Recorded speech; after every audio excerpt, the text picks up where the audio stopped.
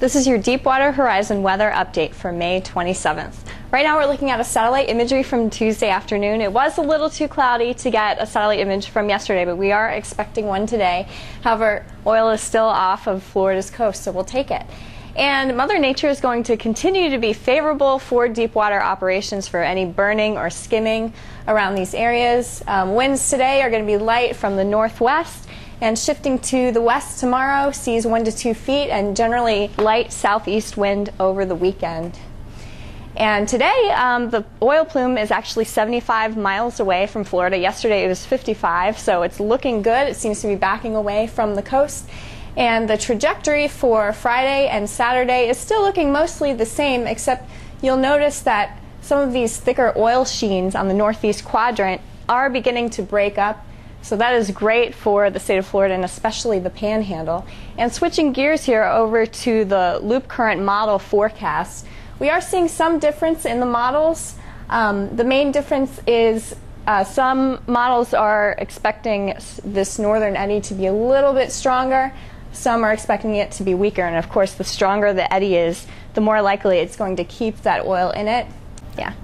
And as we go ahead and look at the offshore forecast from NOAA, we can see that some of this lighter sheen, that's the light blue, is getting caught into the northern eddy. However, as this operation continues, we are expecting some of this oil to begin to slip down into the loop current, although it is important to keep in mind that this light blue is really just non-continuous sheen and scattered tar balls.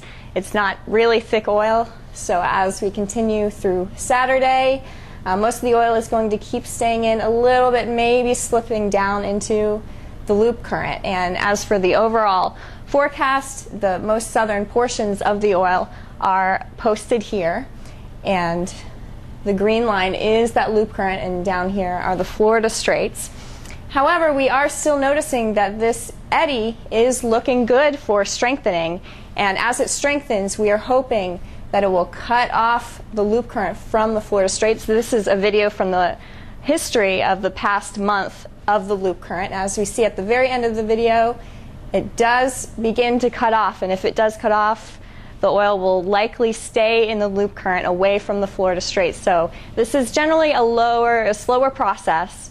So we'll see how it goes over the next couple of days. We're keeping our fingers crossed for the top kill operation today and that this loop current cuts off.